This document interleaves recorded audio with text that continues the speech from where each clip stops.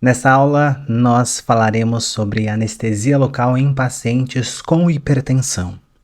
Mas antes de nós entrarmos nas soluções anestésicas específicas para cada grau de hipertensão, nós temos que entender como é que funciona a regulação da pressão arterial, o que é hipertensão, quais são os diferentes graus de hipertensão, para aí sim entendermos o impacto da solução anestésica, o impacto que a solução anestésica pode causar na pressão arterial do paciente. Bom, vamos lá.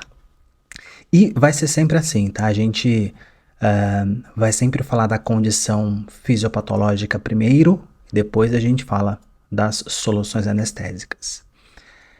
A gente tem que entender que o nosso sangue passeia pelo nosso corpo dentro de uma espécie de encanamento, que são os nossos vasos sanguíneos.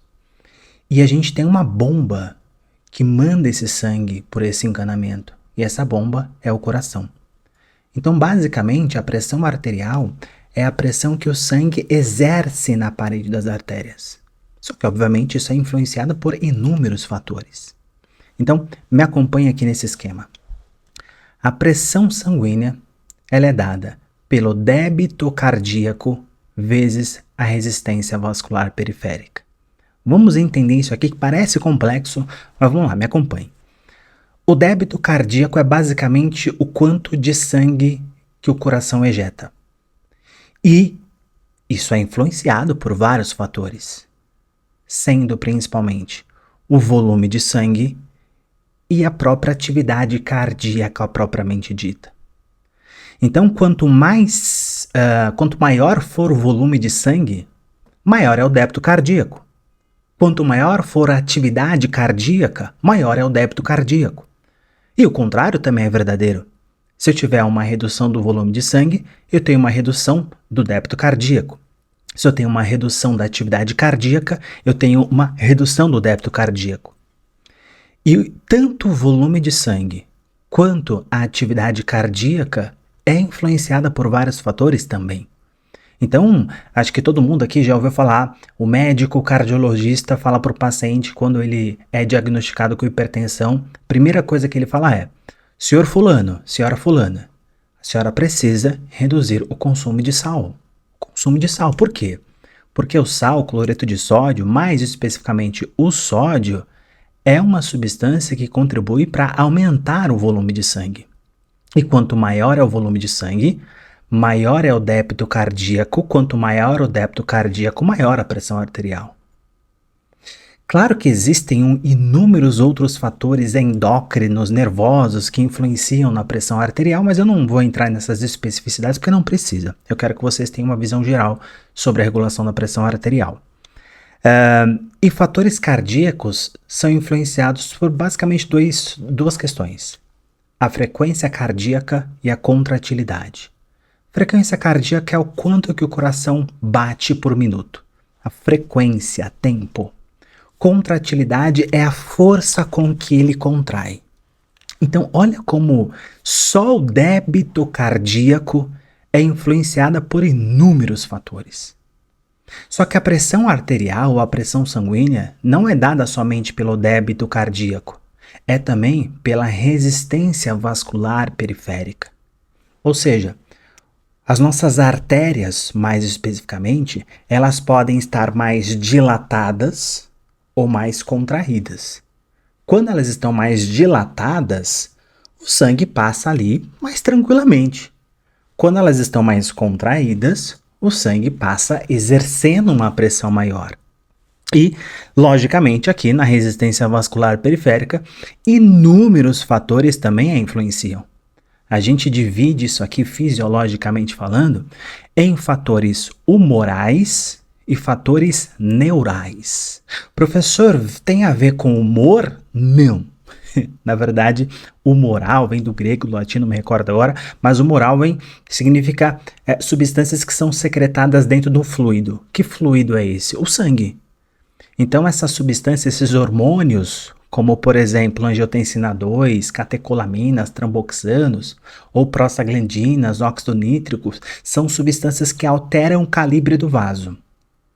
E nós temos substâncias que contraem o vaso sanguíneo, substâncias vasoconstritoras e substâncias vasodilatadoras. E é importante que nós tenhamos isso.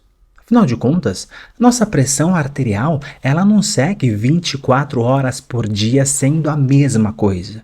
A gente tem variações. Então, se você subir 3 andares com uma escada normal, lá no final do terceiro andar, se alguém aferir a sua pressão arterial, muito provavelmente ela vai estar aumentada. Mas, se você não for uma pessoa hipertensa, ao ficar em repouso, sua pressão arterial, através de inúmeros mecanismos fisiológicos, tende a reduzir. Se não reduzir, provavelmente você tem uma doença chamada hipertensão arterial. Então, nós temos mecanismos que elevam a pressão arterial quando necessário e mecanismos que reduzem a pressão arterial quando necessário. Ou seja, em relação à resistência vascular periférica, substâncias que contribuem para a vasoconstrição, e quando eu contraio o vaso, eu contribuo para aumentar a pressão arterial, e substâncias vasodilatadoras. Quando eu dilato o vaso, eu contribuo para reduzir a pressão arterial. A gente ainda tem, a literatura científica fala, ainda classifica ou coloca nessa discussão os fatores neurais, que também regulam a pressão arterial, especificamente em relação à resistência vascular periférica. E aqui, basicamente, nós estamos falando de um sistema chamado simpático, sistema de luto-fuga, aquilo que eu disse na introdução dessa aula. No sistema simpático, quando ele é mais ativado, a gente tem a secreção, olha só, a liberação pelo nosso próprio corpo de adrenalina e noradrenalina. Nosso próprio corpo produz e libera adrenalina e noradrenalina. Adivinha por onde? Por uma glândula endócrina chamada adrenal. Glândula adrenal, de adrenalina. Então fica lá em cima dos rins, a gente tem um parzinho de glândulas adrenais. E essas adrenais produzem e secretam as chamadas simpaticomiméticas, ou substâncias que aumentam a atividade simpática. E aí, especificamente, quando a gente olha para os receptores, olha como isso aqui não é novidade para nós, porque a gente já discutiu isso. Quando a adrenalina e noradrenalina agem no receptor alfa, sobretudo alfa 1, a gente vai ter vasoconstrição. Quando essa mesma adrenalina ou noradrenalina age no receptor beta adrenérgico, mais especificamente beta 2, nós teremos vasodilatação. Portanto, a própria adrenalina e a noradrenalina contribuem para regular a pressão arterial. Então, olha quantos fatores fisiológicos existem no nosso corpo para regulação de pressão arterial. E olha que a gente nem está falando de medicamento ainda. Existem vários medicamentos que alteram isso aí. Aqui é só fisiologia pura.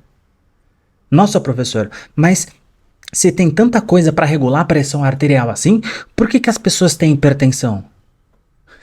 Porque esse sistema falha. Ele não é perfeito. Ele falha. E ele pode falhar de inúmeras formas. A gente vai falar um pouco sobre isso também a seguir. Então, eu quero que vocês olhem essa imagem que ilustra um neurônio liberando noradrenalina diretamente nos vasos sanguíneos. Só que tem um receptorzinho aqui, ó. E não é qualquer receptor. É o receptor alfa. É o receptor alfa 1. E como nós vimos na aula introdutória, o receptor alfa 1 presente nos vasos sanguíneos, ao serem ativados, vai promover redução do calibre do vaso, vai promover vasoconstrição. E se eu tenho vasoconstrição, não esqueça, se eu tenho vasoconstrição, eu contribuo para aumentar a pressão arterial. Então, por isso que a adrenalina e a noradrenalina, ou noradrenalina presente no tubete anestésico, merece uma atenção. Ah, professor, mas você disse que só tem um pouquinho ali. Sim, eu disse que só tem um pouquinho ali. Quando a gente compara com a quantidade de adrenalina e noradrenalina que o nosso corpo produz, de fato tem um pouquinho, mas esse pouquinho pode ser significativo para pacientes com determinadas condições cardiovasculares, sobretudo pacientes com hipertensão. Aqui, de forma mais específica, a gente tem aqui o terminal sináptico do neurônio liberando noradrenalina, agindo no receptor alfa-1, promovendo a vasoconstrição. E aí, se você tem a redução da liberação de noradrenalina, ó. Mas, professor, o que leva a aumentar a liberação de noradrenalina pelo próprio corpo? O estresse, o medo. E a gente sabe que é muito comum o paciente chegar no seu consultório com medo, com apreensão.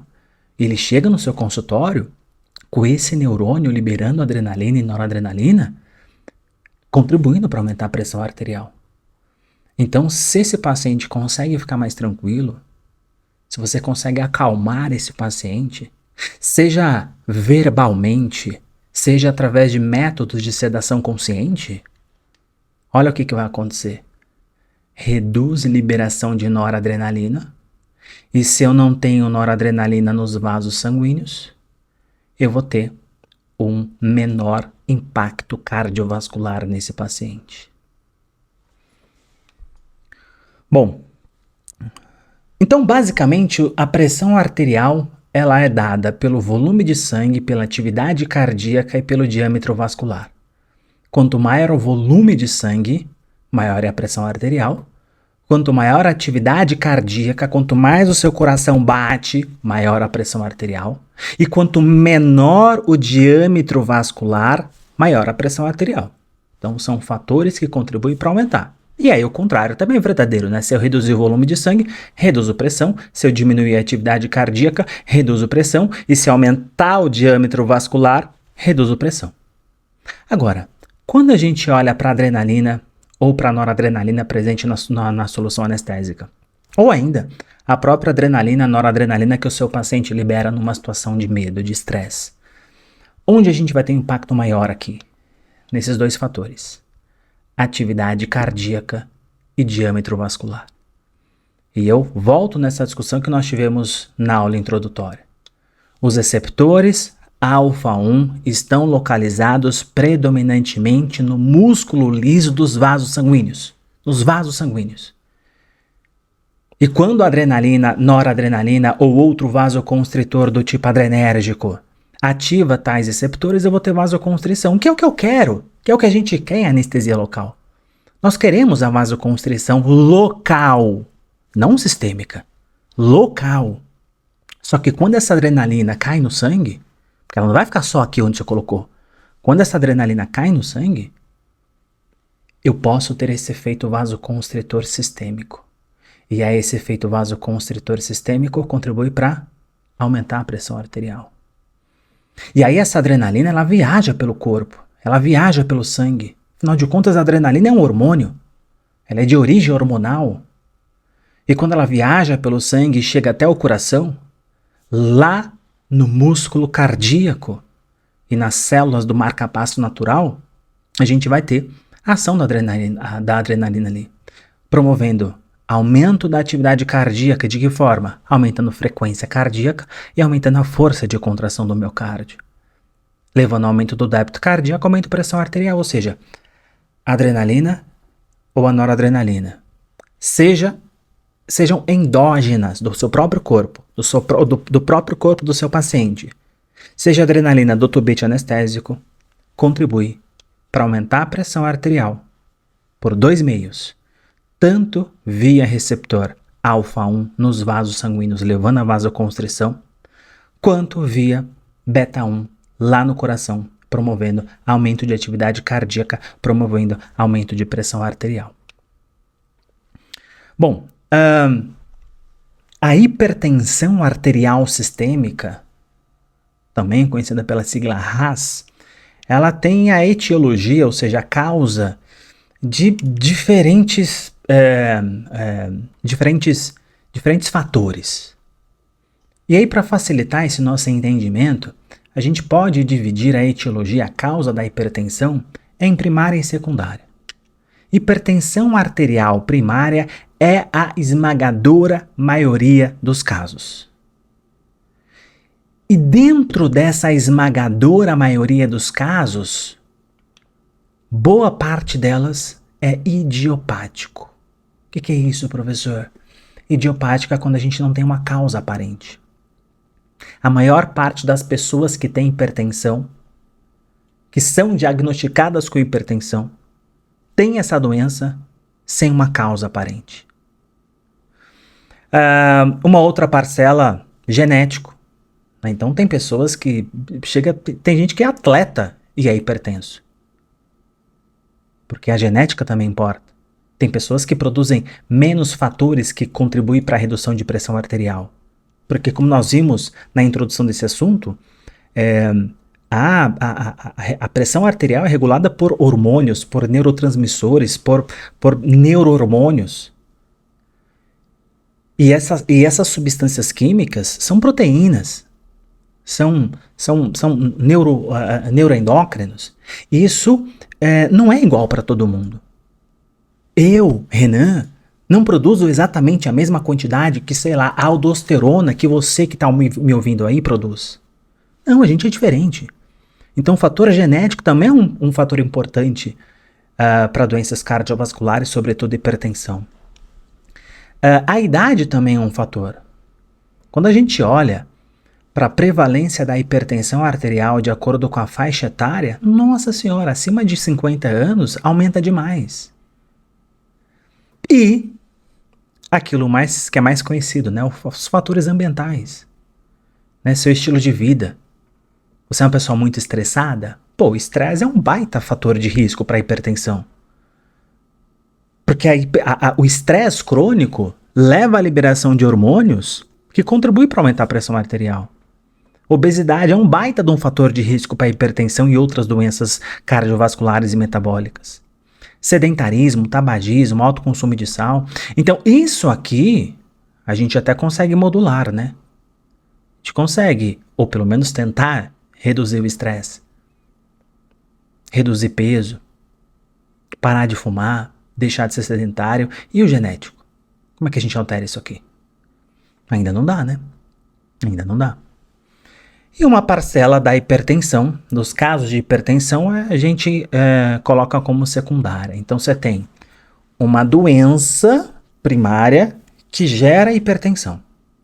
Ou seja, se você consegue resolver essa doença primária, você resolve essa hipertensão, tá? Mas é a minoria dos casos. Então, um paciente com insuficiência renal é muito comum. É muito comum porque nós sabemos que os rins filtram sangue para formar a urina e liberar a urina fora do corpo.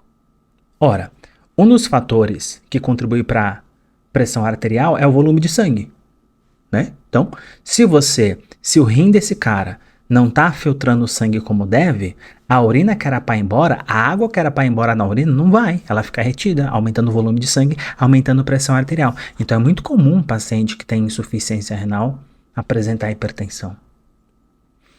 Pacientes com síndrome de Cushing, feocromocitoma, hipertiroidismo, acromegalia, todas essas doenças aqui são doenças endócrinas. Isso aqui a gente vai ter uma aula só para falar sobre essas doenças endócrinas e o impacto na escolha da solução anestésica ideal para esses diferentes tipos de pacientes. E aí, no módulo específico de anestesia local para pacientes com doenças endócrinas, eu abordo isso aqui de forma mais detalhada. Além disso, às vezes o paciente está tomando algum medicamento, algum fármaco, alguma droga que está aumentando a atividade simpática. Substâncias simpático-miméticas. Eu também irei abordar isso aqui em mais detalhes na nossa aula sobre anestesia local em pacientes que usam determinados fármacos psicotrópicos, drogas de abuso. A gente vai ter uma aula só para falar sobre isso. Tá, beleza, professor, mas hipertensão arterial mata? Doenças cardiovasculares é a principal causa de morte no mundo. Mata mais do que qualquer coisa. Né?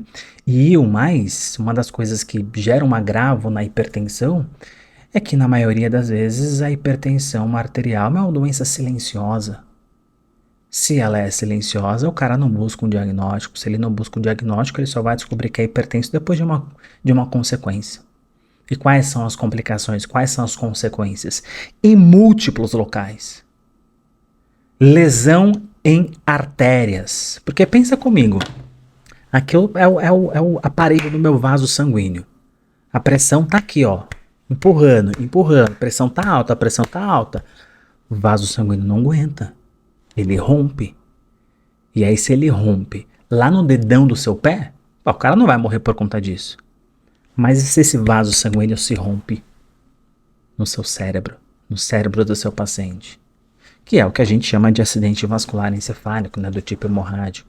Insuficiência cardíaca, infarto do miocárdio, angina, insuficiência renal. Então a própria hipertensão contribui para a insuficiência renal, retinopatia, podendo levar a cegueira, demência, impotência sexual. Ou seja, são complicações sérias, são complicações que podem levar o indivíduo ao óbito quando não tratada. E a gente sabe que paciente hipertenso é paciente teimoso. Ele é teimoso. Muito bem. Eu coloco aqui nessa tabelinha aqui para vocês a classificação da hipertensão arterial da Sociedade Brasileira de Cardiologia, mais recente, 2023. A cada 2, 3, 5 anos eles dão uma atualizada sobre isso. Então, dependendo da referência que você utiliza, ou dependendo do país que você vai verificar a classificação de hipertensão, pode ter uma ou outra mudançazinha, tá? Mas essa é a mais recente aqui do Brasil. Então a gente tem aqui, ó, a classificação, a pressão arterial sistólica, a pressão arterial diastólica. Basicamente, pressão arterial sistólica é o quê? É quando o coração está contraindo, sobretudo os ventrículos, contração ventricular. E quando o coração está em processo de sístole, está contraindo, ele está ejetando sangue para os vasos sanguíneos. Né? Então, se vocês lembrarem lá de morfologia de coração, a gente tem lá o ventrículo esquerdo, que ao contrair, manda o sangue para a artéria aorta. Então, quando o coração está em sístole, a pressão que o sangue exerce na artéria aorta é bastante elevada. É o que a gente chama de pressão arterial máxima, ou pressão arterial sistólica, é o termo mais técnico. Enquanto que a pressão arterial diastólica é quando o coração está em diástole. Diástole é relaxamento. Então, os ventrículos estão se enchendo de sangue, eles estão relaxados, estão se enchendo de sangue, e nesse momento, a pressão do sangue na artéria aorta é mais baixa. É o que a gente chama de pressão arterial diastólica, ou popularmente conhecido como pressão arterial mínima, tá? Então, a sistólica é a popular máxima, a diastólica é a popular mínima. Então, o paciente, o indivíduo que apresenta a pressão arterial sistólica e a unidade de medida é milímetro de mercúrio, mmHg. Então, o paciente, o indivíduo que tem a pressão arterial sistólica menor que 120 e a diastólica menor que 80, ele tem a pressão arterial ótima. Normal, entre 120 a 129 a sistólica e 80 a 84 a diastólica. É a famosa 12 por 8, né? Pré-hipertenso, 130 a 139 a sistólica, 85 a 89 a diastólica. E, a partir daqui, o paciente já é diagnosticado com hipertensão. Estágio 1, estágio 2 ou estágio 3. Paciente hipertenso estágio 1 tem a pressão arterial sustentada sistólica entre 140 e 159 e a diastólica 90 a 99. Estágio 2, hipertensão arterial intermediária, 160 a 179 a sistólica, 100 a 109 a diastólica, hipertensão estágio 3, que é a mais grave. Esse cara aqui é uma bomba ambulante, né? Perigoso demais. Igual ou acima de 180 a sistólica, igual ou acima de 110 a diastólica, acima de 18 por 11. E o mais grave é que muita gente tá por aí com a pressão arterial acima do normal e não faz ideia. Então, mais de 20% da população está entre estágio 1, 2 ou 3. E olha que essa é uma estimativa bem otimista, tá? Tem alguns estudos que falam que é até mais do que isso. Muito bem. Eu quero trazer aqui para você também os principais medicamentos antihipertensivos disponíveis no mercado. Claro que o nosso curso aqui não é um curso de farmacologia dos antihipertensivos, não é isso, Mas é importante conhecer os principais medicamentos, porque muitas vezes o paciente vai chegar no seu consultório e vai falar, olha, você vai perguntar, o senhor tem hipertensão, tem alguma doença? Não, não tenho nada não. Toma algum medicamento? Tomo hidroclorotiazida, tomo losartana e tomo propranolol. Pô, esse cara, ele tem uma doença, ele tem hipertensão. Mas é que, na verdade, ele está compensado, mas ele continua tendo a doença. É que a doença está compensada, está controlada. Se ele parar os medicamentos, essa doença descompensa. Essa doença volta a ter sintomas, né? Então é importante a gente conhecer também os medicamentos que o paciente tome. Bom, eu coloquei uma tabelinha aqui mostrando as classes dos medicamentos e alguns exemplos. Eu falei para vocês que a pressão arterial ela é determinada por 3 fatores: volume de sangue, atividade cardíaca e resistência vascular periférica. Esses 3 fatores.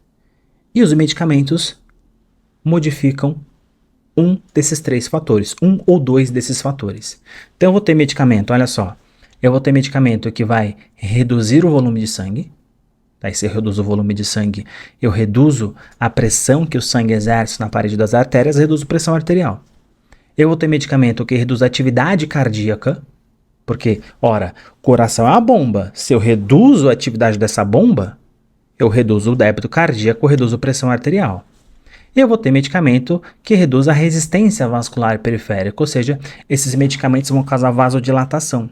E aí o sangue vai passar ali dentro daquele vaso com mais tranquilidade. E aí, para facilitar aqui a nossa vida e facilitar o entendimento de você, eu coloquei aqui da seguinte forma. Então, os medicamentos diuréticos, eles promovem redução do volume de sangue. Então, por isso que a pessoa, ou o indivíduo, o paciente, quando toma diurético, como a hidroclorotiazida, a furosemida, ele vai no banheiro urinar toda hora. Por quê? Porque o medicamento vai lá nos rins, promove aumento da filtração glomerular, promove aumento da filtração renal, promove aumento do volume de urina. E aí você tem mais urina indo embora, mais água indo embora, você tem a redução do volume de sangue, por isso que são medicamentos antihipertensivos. Agora, tem medicamentos que fazem 2 coisas, que é o caso do alondipino, nifedipino, que eles promovem tanto vasodilatação quanto redução da atividade cardíaca. Esses medicamentos, eles são categorizados como bloqueadores de canais de cálcio. Então, eles não deixam o cálcio entrar nas células. O cálcio é um íon que promove contração do coração e contração dos vasos sanguíneos. Então, se o cálcio não entra, o vaso dilata e o coração diminui a sua contratilidade. Então, esses fármacos aqui fazem as 2 coisas. Assim como os medicamentos inibidores da enzima ECA, o famoso captopril, enalapril, esses medicamentos atuam de 2 formas. Eles promovem a redução do volume de sangue, com menos sangue reduz a pressão arterial, e eles também contribuem para vasodilatação. Então, reduz o volume de sangue e dilata os vasos. Pressão arterial reduz. Aqui, como, por exemplo, a losartana, a gente tem os bloqueadores do receptor de angiotensina. O que esses medicamentos fazem? Vasodilatação. Ponto. São vasodilatadores. Quando eu dilato o vaso, eu reduzo a resistência vascular periférica, reduzo a pressão arterial. Esses também são bem famosos, né? Famosos os beta-bloqueadores, tanto seletivos quanto não seletivos. Esses medicamentos vão lá no coração e reduzem a atividade cardíaca. Propranolol, nadolol, pindolol, atenolol, são os famosos beta-bloqueadores. Clonidina é categorizado como simpatolítico de ação central. Então, eles reduzem a atividade simpática. Então, quando eu reduzo a atividade simpática a nível central, a nível do sistema nervoso central, eu tenho principalmente um efeito vasodilatador. E aí, esses medicamentos são agrupados nesses vasodilatadores. São medicamentos ali menos comuns, mas são também opções aí que o médico, no caso o cardiologista, ele pode utilizar, pode lançar mão desses medicamentos aqui para tratamento da hipertensão. A gente tem os alfa-bloqueadores, como a prazosina, que vão impedir a ação da adrenalina no receptor alfa, eu estou bloqueando o receptor alfa, então eu não vou ter a vasoconstrição, vou ter o contrário, a vasodilatação. Então, entra aqui nesse grupo dos que reduzem a resistência vascular periférica. E, finalmente, os vasodilatadores diretos. Então, vai lá no vaso, dilata os vasos sanguíneos, como a hidralazina, também nesse grupo aqui, tá? Então, vejam que é possível modular farmacologicamente a pressão arterial de diversas formas. Na introdução, na nossa primeira aula de apresentação, eu disse para vocês que meu objetivo aqui não é simplesmente fazer que você decore que tal solução anestésica é mais indicada para determinado paciente com necessidades especiais. A minha ideia aqui com vocês é que você entenda o porquê daquela escolha. Esse é o meu objetivo. Senão não precisava ficar falando aqui um monte de coisa, falando de fisiopatologia da hipertensão, falando sobre medicamentos antihipertensivos. A minha ideia aqui é que você entenda o porquê que você vai fazer aquela escolha de solução anestésica. Por isso que a gente, toda a aula tem essa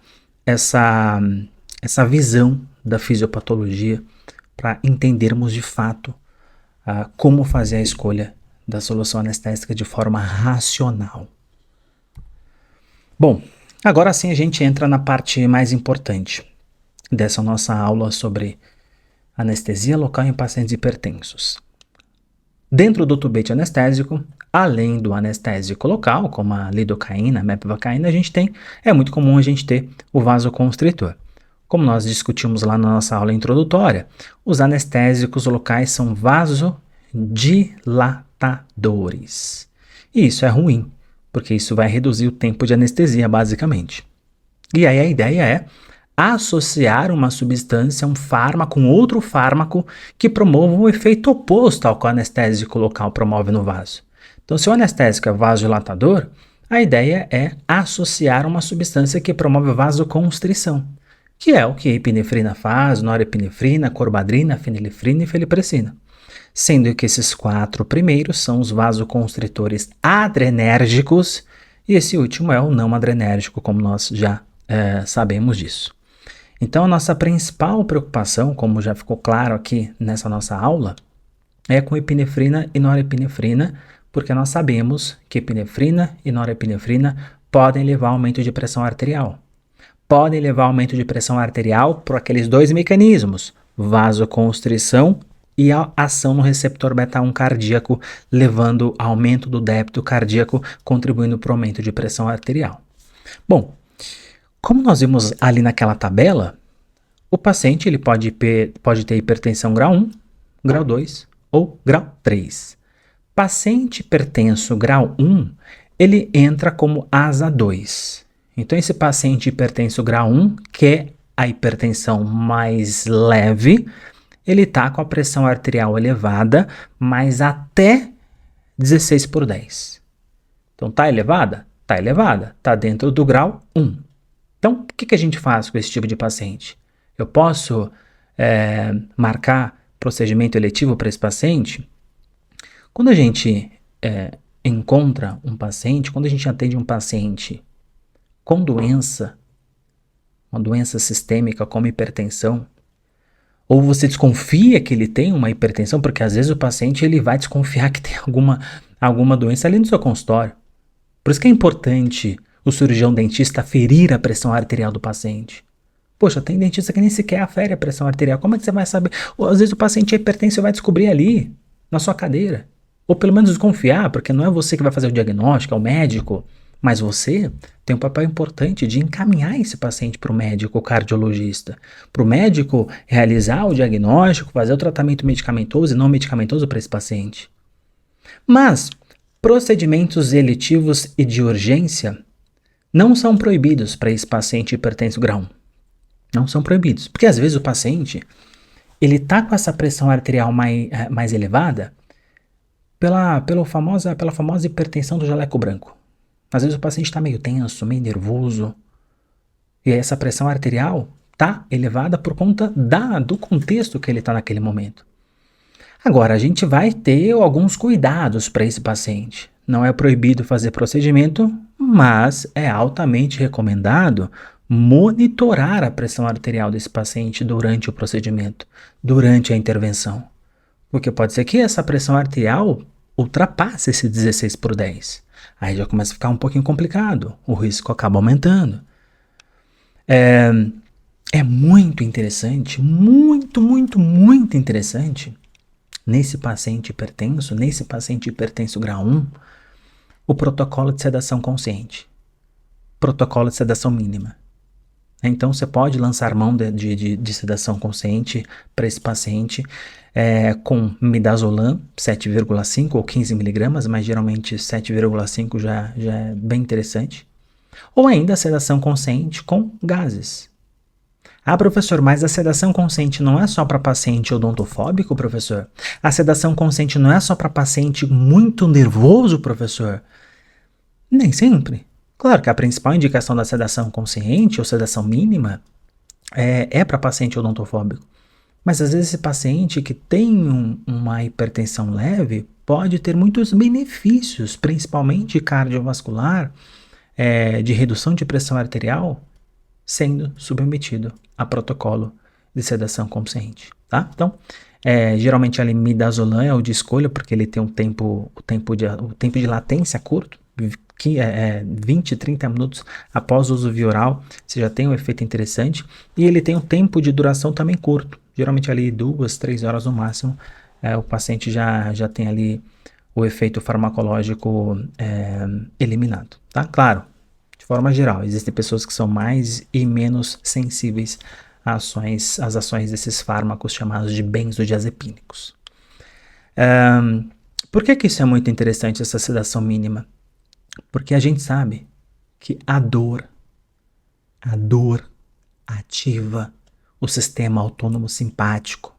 A dor ativa a liberação de catecolaminas endógenas. Que é isso, professor? Porque você não falou disso até agora, professor? Catecolaminas endógenas nada mais são do que adrenalina e noradrenalina. Então, a dor que o paciente pode sentir vai levar à liberação de noradrenalina, de adrenalina endógena muito maior do que a quantidade dentro do tubete, porque às vezes o dentista ele pensa assim, poxa, esse meu paciente é hipertenso, então eu vou usar anestésico sem vaso, eu vou usar uma mepivacaína 3%, eu vou usar anestésico sem vaso, porque esse paciente é hipertenso, ele toca a pressão arterial, sei lá, 15/9. Só que a gente sabe que mepivacaína 3%, mepivacaína sem vaso, vai promover um tempo de anestesia mais curto. E aí esse paciente sente dor no meio do procedimento. Essa dor que ele vai sentir vai liberar muito mais adrenalina do que a quantidade presente dentro do tubete. Então, para esse paciente, você pode utilizar vasoconstritor adrenérgico. Você pode utilizar soluções anestésicas com epinefrina. Você pode. Mas aí você vai limitar em quantidade de tubete. Então, lidocaína a 2% com epinefrina 1 para 100 mil, no máximo 2 tubetes. 1 para 200 mil, no máximo 4 tubetes, porque como a gente viu, epinefrina 1 para 200 mil está mais diluída do que 1 para 100 mil. Ou ainda articaína nesse mesmo esquema, ou ainda prelocaína com felipressina, no máximo 3 tubetes. Uma informação além do que é proposta do nosso curso, mas tem a ver com esse nosso contexto. Medicamentos anti-inflamatórios não esteroidais, como diclofenaco, nimesulida, ibuprofeno, entre tantos outros, medicamentos anti-inflamatórios não esteroidais, que são medicamentos que exercem ação anti-inflamatória analgésica, devem ser evitados em pacientes hipertensos. Devem ser evitados. Ah, professor, mas é uma contraindicação absoluta? Absoluta não é, mas se você puder evitar, é melhor. Por quê? Porque absolutamente todo AINE, sem exceção, todo AINE contribui para aumentar a pressão arterial. Porque os AINEs agem lá nos rins. Os AINEs reduzem a formação de urina. E aí, se eu reduzo a formação de urina, a água que era para ir embora na urina fica retida dentro do sangue, aumentando o volume de sangue. E quando a gente aumenta o volume de sangue, aumenta a pressão arterial. Tá? Então, importante evitar prescrição de medicamentos AINES para pacientes hipertensos. Ai, professor, mas eu vou fazer uma cirurgia no meu paciente, eu preciso de um anti-inflamatório. Eu não vou poder prescrever AINE. O que eu vou prescrever então, professor? Se realmente precisar, uma dexametasona em dose única antes do procedimento é mais seguro para esse paciente hipertenso do que um AINE por 3, 4 dias. Tá? Então, a dexametasona ali, 2 comprimidinhos de 4 miligramas, é bem interessante para esse paciente. Tá? E o paciente hipertenso grau 2? Porque grau 1, beleza, hipertensão leve, hipertensão mais tranquila, menos grave. Agora, hipertenso grau 2, ainda está dentro de ASA 2, tá? Ele está ali com a pressão arterial entre 160 a 100, né, 16 por 10 até 18 por 11. Então já grau 2. Só realizar procedimento de urgência e emergência nesse paciente. Tá? Então, procedimento odontológico eletivo estão contraindicados. Ai, professor, e se ele for... E eu faço o quê? Encaminha para o cardiologista. Manda para o médico. Manda para o médico compensar essa hipertensão para esse paciente evoluir para uma hipertensão controlada, para ele evoluir para um paciente hipertenso, mas compensado, e ele volta para você com essa pressão arterial, essa hipertensão arterial compensada, você consegue fazer o tratamento de forma muito mais segura para esse paciente, tá? Mas, professor, e se for urgência e emergência? Se for urgência e emergência, você vai utilizar somente prilocaína com feliprecina, tá? É o mais seguro. Evitar vasoconstritor adrenérgico. E também limitar em tubete, tá? Não é que você vai usar a prilocaína com feliprecina 5, 6, 7 tubetes, não. No máximo 2. Porque tudo bem, feliprecina ela é um vasoconstritor que tem menor impacto cardiovascular, mas não é inócuo ao sistema cardiovascular. Ela pode promover uma vasoconstrição sistêmica em menor gravidade, claro, mas pode. Então, não dá para abusar também de prilocaína com feliprecina. E altamente recomendado sedação mínima para esse cara. Se tiver que atender esse cara com essa hipertensão nessa altura, sedação mínima se for possível. E se ele tiver, além dessa hipertensão grau 2, e outras doenças, doença coronariana, arritmia cardíaca, diabetes, altamente recomendado atendimento hospitalar. Tá? E finalmente o hipertenso grau 3, é aquela bomba relógio, aquele paciente que está com pressão arterial igual acima de 180 sistólica e 110 a diastólica, né? Ou seja, acima de 18 por 11. Então, todo e qualquer procedimento odontológico é contraindicado. E se tiver que atender uma urgência, você vai mandar esse cara para o hospital. Porque a qualquer momento esse cara pode ter um acidente vascular. A qualquer momento esse cara pode ter um derrame, pode ter um infarto. Né? E aí, se for sintomático, se você verifica no consultório que ele está com pressão arterial categorizado como grau 3 e ele for sintomático, dor de cabeça, visão turva, sangramento nasal espontâneo, é chamar SAMU. Não dá para brincar com isso aqui não. É chamar SAMU. Porque a equipe vai chegar com fármacos para reduzir a pressão arterial desse cara. E eu quero finalizar essa nossa aula de anestesia local para paciente hipertenso com esses 2 artigos aqui. Ó. Esse artigo publicado em 2020 e esse artigo aqui publicado em 2021. Tudo o que eu falo aqui para vocês é baseado em literatura recente, tá? E depois eu também vou colocar aqui no material complementar o acesso a esses artigos. Esse artigo aqui é um estudo clínico, randomizado que a gente fala. Então, qual era o objetivo desse estudo? Ó? Identificar as diferenças da lidocaína com epinefrina e da prilocaína com feliprecina sobre a pressão arterial em pacientes que foram submetidos à extração do terceiro molar. Então aqui, ó, a gente tem nesse gráfico A barrinha preta é o grupo dos pacientes que receberam anestesia com lidocaína e adrenalina, epinefrina. A barrinha cinza é o grupo dos pacientes que recebeu prilocaína com feliprecina. E esse gráfico mostra a frequência cardíaca. Então, barrinha escura, paciente que recebeu vasoconstritor adrenérgico, e barrinha cinza, paciente que recebeu vasoconstritor não adrenérgico. E aqui ele mostra a frequência cardíaca em diferentes períodos do procedimento. Então, desde a incisão até a sutura, a gente observa que o grupo dos pacientes que receberam lidocaína com epinefrina apresentaram maior frequência cardíaca em relação aos pacientes que receberam prilocaína com feliprecina. Demonstrando, fica claro aqui nesses dados, que a prilocaína com feliprecina apresenta menor impacto na frequência cardíaca.